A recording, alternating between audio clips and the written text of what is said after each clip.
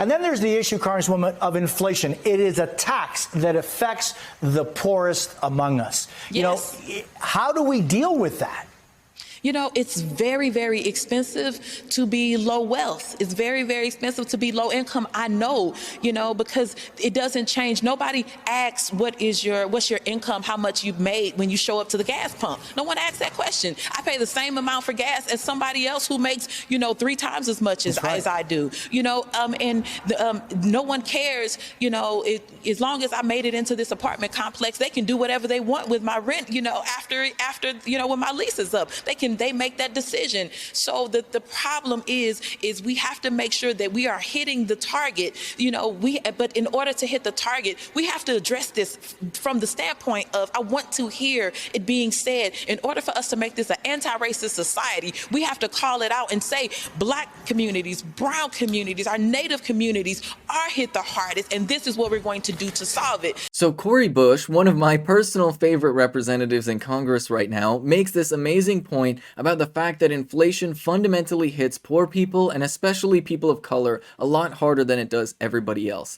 And she actually has the courage to point out the reality that life is simply more expensive for poor people. Now, why is this? The truth is, our economy is entirely built around this principle. We live in an economy that is primarily organized around rent and fee extraction, and that means forcing working people to pay extra money and squeezing all the wealth possible out of working class people. And let's run through what that exactly looks like. Have you ever paid, for example, a late fee or an overdraft fee in your bank account? Now, what you might not realize is that is one of the most profitable things that banks do. And in fact, our entire banking system is built on generating profits off of forcing poor people to pay extra simply for not having enough money. This is also true with credit cards. If you're incredibly rich, you can make your credit card payments on time and all these things, then guess what? You're going to get all these awesome cash back programs and all these perks. But if you're poor and you miss a month, then all of a sudden you're swept up into this cycle of debt. And that cycle of debt to constantly charge you money for being a little bit late and paying things back, with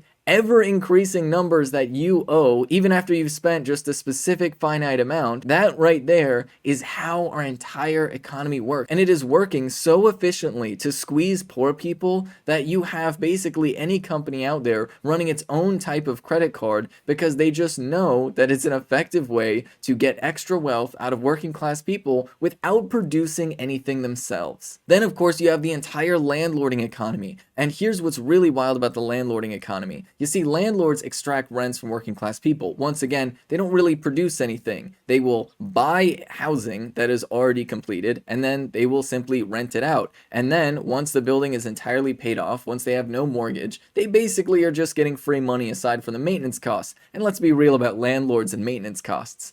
They're probably not maintaining the building as well as they should be. So they just get to keep in all of this free money. But that's not enough for them, you see. They got to take that money and they got to buy other properties so that people have a difficult time finding cheaper housing. Because guess what? When there's a ton of landlords in town and they're all using housing as an investment, that raises the cost of housing for everybody. And when it gets to a certain point where half the housing is all owned by landlords, you run into this problem where people are literally just withholding property from poor folks by keeping it as an investment, by saying, oh no, this building is worth millions of dollars because it has the potential to make millions of dollars by forcing people to pay rent, so poor people are not allowed to buy their own apartment buildings or anything like that. We couldn't possibly have any type of public housing as an alternative. And no, when they have this control, what they can do is they can raise rents with impunity, because where else are you gonna go? They know that you're renting because you don't have enough money to buy your own house or to buy your own condo or anything like that. And now, as our economy continues to get increasingly monopolized, what you have is just a few companies that have huge levers of control to increase prices on everybody, and you really don't have an option to go anywhere else to buy anything. That's why you'll notice right now that inflation is really high, and yet corporations are bringing in record profits.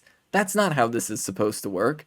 And the reason why it's happening this way is quite simple. They're raising prices because they know they can get away with it, and because, and this is where it gets really evil, they want more people to get back to work and be willing to accept lower wages. And the easiest way to do that is to make people more desperate. And the reason why all of these things affect people of color the most is because all of these systems were developed in order to maintain racial segregation in the United States of America. Because if you look at the history of the United States, and especially following the Civil Rights Act, what you see is this cropping up of institutions to define ownership of housing, to define market risk, to define personal financial risk, all around incredibly racist definitions, and designed in specifically such a way to make sure that black folks were not able to economically benefit from things like the Civil Rights Act. So what you have is black communities that were intentionally redlined away from everyone else, where they were not allowed to get access to loans, and they were not given the same economic opportunities.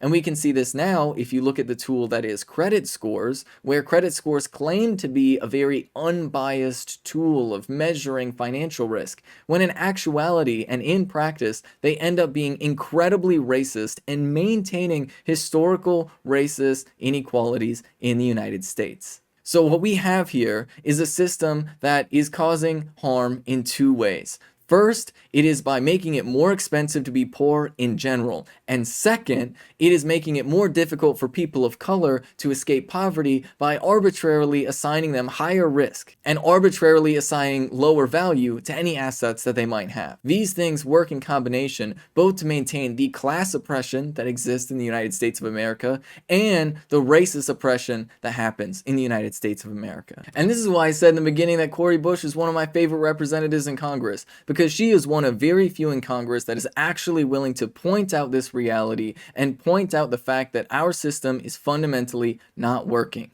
It turns out that building a country on a racist foundation is a terrible way to go about society. And while we claim to be this race-blind society, the truth is far from that. And now finally, we have somebody in Congress who's actually willing to point that out. Now all we need is everybody else in Congress to listen to her and to do something about it. This is Ben Carollo with Rebel Headquarters. You can catch my show Galaxy Brain on the Young Turks Twitch channel every Friday at 4 p.m. Eastern Time. If you want to stay up to date with my content, you can follow me at Benjamin Carollo on Twitter. And lastly, to those of you who might be wondering or have noticed, my pronouns are in fact she, her.